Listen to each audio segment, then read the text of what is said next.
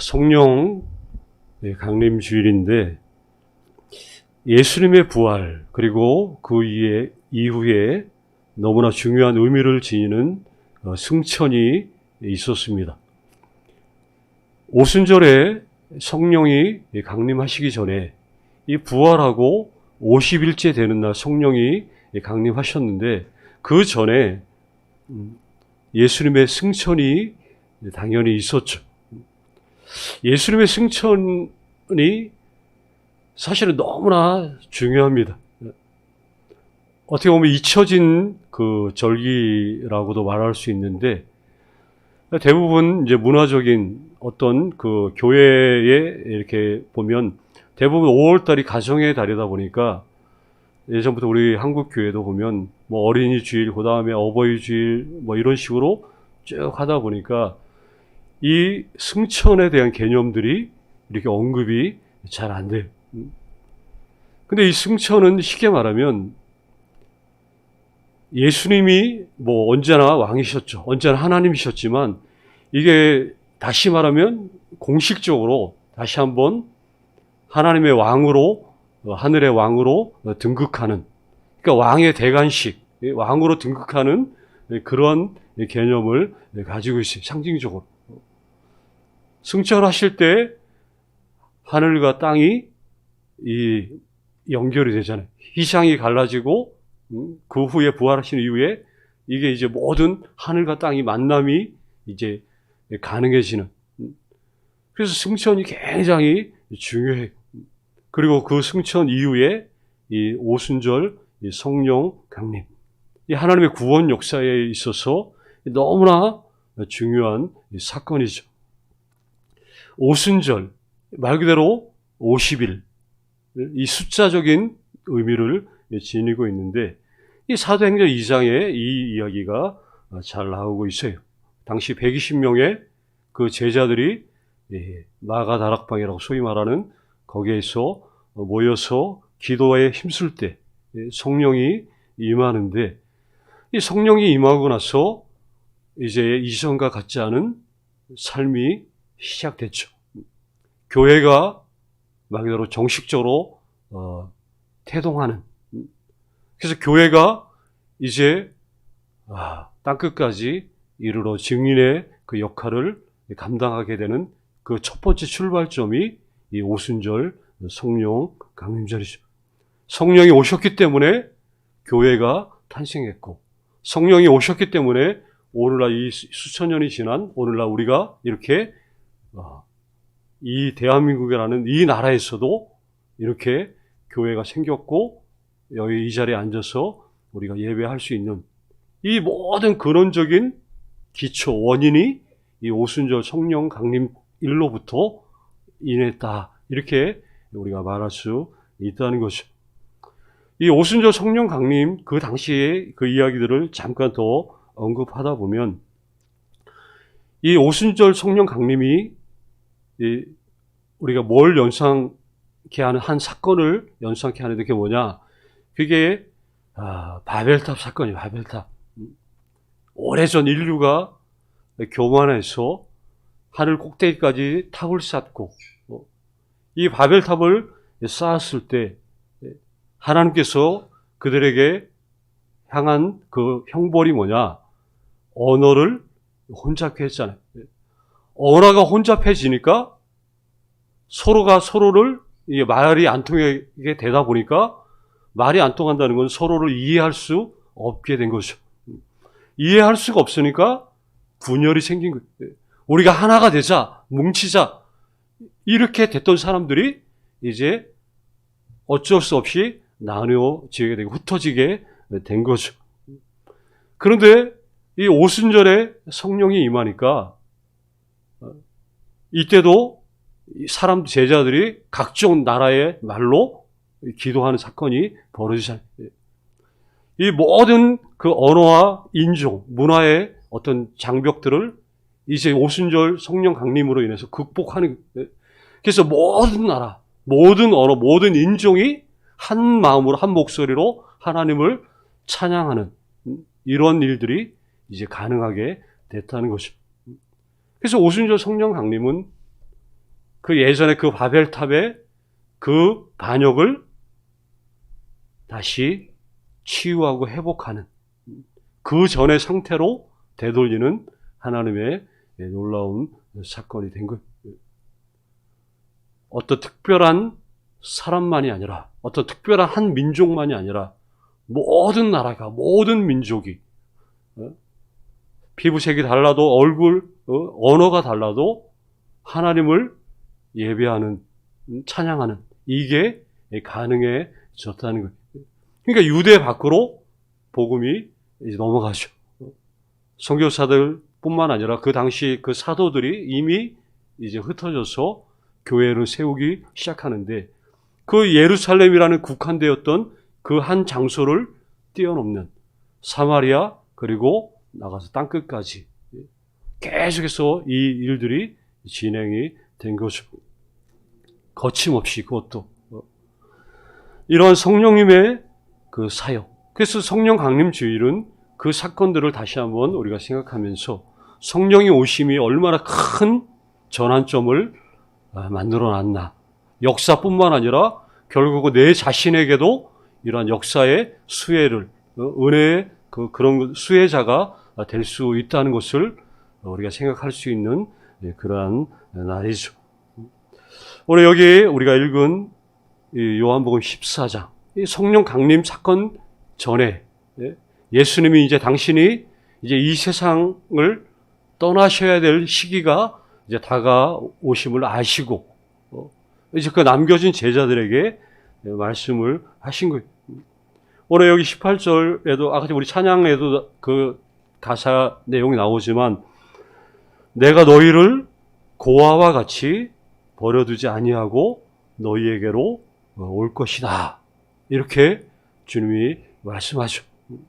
내가 이제 곧 떠나지만 내가 없다고 해서 너희가 고아처럼 이렇게 방치되거나 내버려 두지 않을 거다. 이렇게 말씀을 한 거죠. 물론 예수님이 하늘에 오르셨다 해서 뭐 하나님이 완전히 떠난 게 아니죠. 여기 약속하신 보혜사 성령을 우리들에게 보내실 거다 이렇게 약속하셨고 그게 실현이 된 거를 알고 있죠.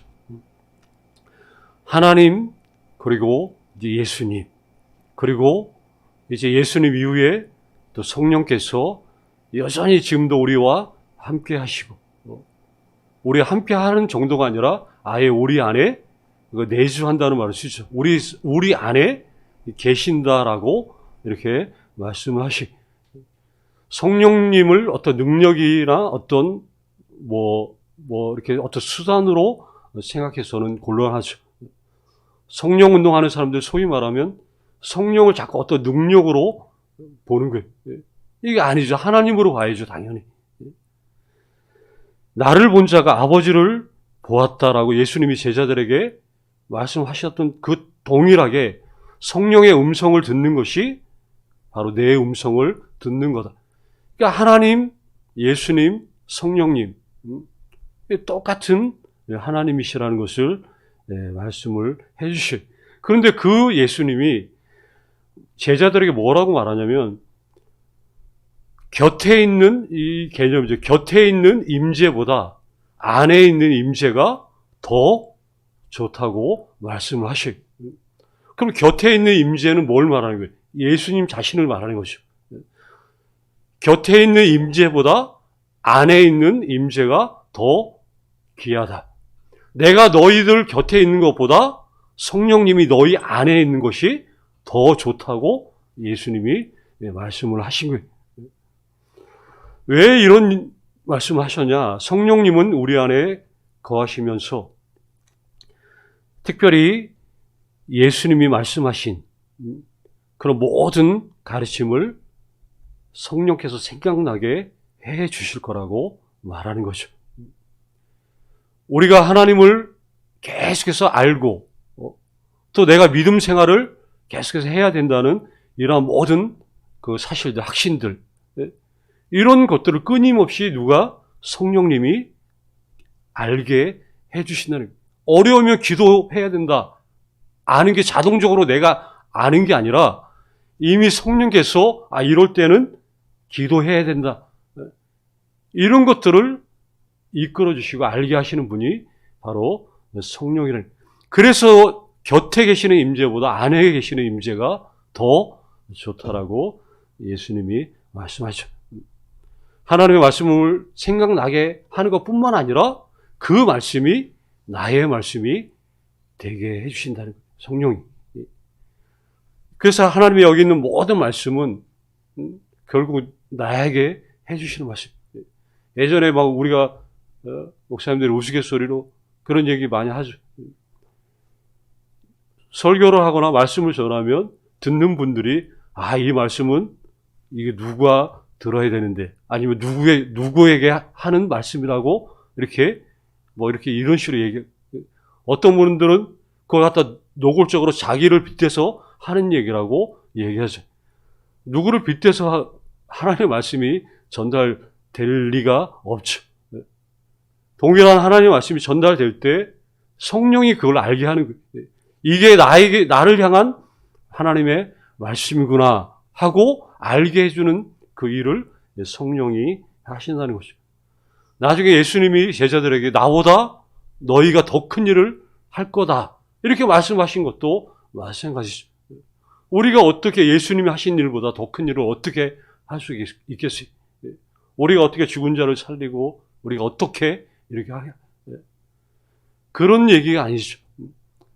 이제 성령께서 오셔서 예수님이 하신 그 일 이후의 일들을 성령을 통해서 말할 수 있고 알 수 있게 하기 때문에 예수님보다 더 큰 일을 할 거라고 얘기한 거예요. 요한복음 여기 16장 우리가 그 앞쪽에도 보면 뒤에 있는 그 16장 7절에 보면 이런 것이 내가 너에게 실상을 말하노니 내가 떠나가는 것이 너희에게 유익이다. 예수님이 내가 떠나가는 게 너희에게는 더 유익이다. 내가 떠나가지 않으면 보혜사가 너희에게로 오지 않는다. 그래서 내가 떠나는 게 유익이다. 이제 성령이 오시니까 이제 성령이 이제 나와 함께 더불어 사는 거예요, 삶. 내가 어딜 가든지, 내가 무엇을 하든지 이미 내 안에 성령이 계시는 거죠. 내가 뭐 좀 잘못하면 성령이 떠나거나 이런 개념이 아니라 이미 예수 믿고 구원받은 사람들 그 안에 성령은 항상 계시는 거예요. 근데 그걸 내가 잘 알지 못할 때가 더 많을 때도 있죠. 곁에 있는 것보다 안에 계신다. 그러니까 성령은 항상 내 안에 계신다라고 우리가 생각하고 내 안에 계신 성령님이 얼마나 그래서 좋은 건지 이거를 우리가 알면서 살라고 이렇게 예수님이 가르쳐 준 거예요. 근데 이 가르친 거는 실제가 된 거죠. 우리가 뭐 말 그대로 그냥 말로 뭐 위로하기 위해서 이게 내가 없어도 괜찮아 잘 될 거야 막연히 이런 차원이 아니라 실질적으로 이럴 거다라고 얘기해 주셨기 때문에 그 성령이 또 그대로 오순절에 오셨다 하는 것을 우리가 알게 되죠. 성령이 굉장히 중요한 그 이유가 또 하나가 있는데 그게 뭐냐? 누가복음 24장 29절에 보면 예수님이 뭐라고 여기 말씀하시냐면 예수님이 성령이 임할 때까지 아무것도 하지 말라고 이렇게 명령을 하셔요. 그러니까 성령이 임하기 전까지는 쉽게 말하면 아무것도 할 수 없다. 이거를 분명히 해준 거죠. 아무것도 할 수 없다는 것은 성령이 오시기 전에는 그들이 뭘 해봤자 아무 소용이 없다. 이렇게 얘기하는 거죠. 하나님 나라의 복음 전파에 아무런 도움이 되지 않는다. 그래서 어떤 일들을 할 때 성령을 통해서 행해지지 않는 일들은 말 그대로 아무 소용 없다 하는 것이죠. 성령이 한 번 역사하는 것이 제자들이 수천 번을 노력해서 얻은 성과보다도 더 클 수밖에 없다는 것을 분명히 말하는 것이죠. 그래서 가만 보면 신앙생활은 그런 거지. 마치 우리 연 날리기 하는 것처럼 연을 날리면 이 연을 날리는데 그 조건은 딱 하나예요. 뭐예요? 바람이죠. 바람이 불 때 그 바람에 그냥 맡겨지는 거예요. 바람에 그 연이 맡겨질 때 최고의 그 연날리기 상태가 되는 거죠. 성령의 새바람이 불어올 때 여기에 우리의 삶을 자연스럽게 맡겨지면 성령에 의해서 이렇게 움직여지는 삶이 자동적으로 된다는 것이죠.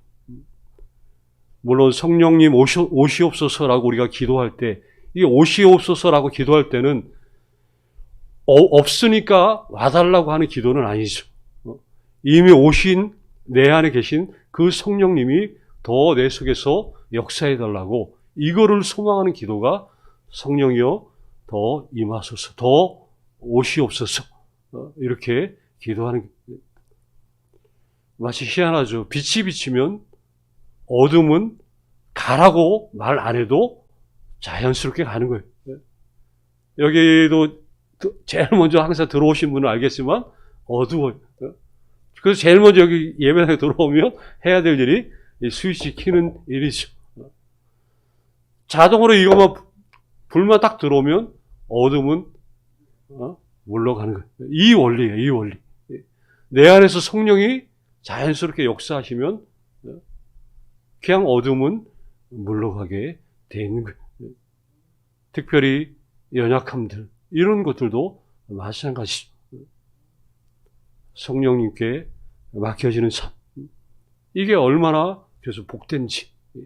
굳이 먼 곳에 계시지 않고 나와 가장 가까이, 내 가족보다도, 내 자녀들보다도 더 가까이 계신 분이 1차적으로 성령님이라는 그 사실. 기도할 때 성령님, 내 안에서 더욱더 역사해 주세요. 기도할 때마다 놀라운 일들이 일어날 거라는 것이죠. 기도가 안 될 때, 구구절절히 말도 필요 없이 성령님, 내 안에서 더욱더 역사해 주세요. 이 한마디면 엄청난 일들이 생겨날 수밖에 없다는 것이죠. 여기 제자들, 특별히 이제 사도행전의 오순절 위에 성령이 임하니까 이제 그 제자들이 막 진짜 거침없어요. 그냥 베드로부터 해서 죽으면 죽으리라 이게 이제 막 나오는 거예요. 종교 지도자들 앞에서도 거침없이 이야기하고, 바울 거침없이 그 전역을 다니면서도 거침없이 이렇게 사역의 그 현장들이 사도행전에 보면 계속 펼쳐지는데 이게 바로 성령이 임하시고 나서 나타나는 그런 현상이죠. 온 세상을 흔들 수 있는 이런 가슴 벅찬 이야기들이 여기 사도행전에 많이 있다는 것. 그리고 우리도 마찬가지로 그리스도인들이 된 이후에 처음부터 끝까지 우리는 성령이 인도하고 더 말씀하시고 움직이는, 그래서 성령의 사람이라고 여러분 자신들을 생각하시면 그게 정답이, 나는 누구예요? 성령의 사람. 항상 선언하세요. 거침없이. 나는 성령의 사람이다. 예수님이 눈에 보이는 모습으로 옆에 계신 것보다 여기 보이지 않는 성령님이 우리 안에 임재하는 것이 더 좋다고 말씀하신, 그래서 그 말씀대로 성령에 의해서 사는 그런 사람들, 성령에 의해서 이끌림을 받는 그런 놀라운 믿음의 사람들, 여기 한 분 한 분 다 되시기를 간절히 주의 이름으로 축원합니다. 아버지.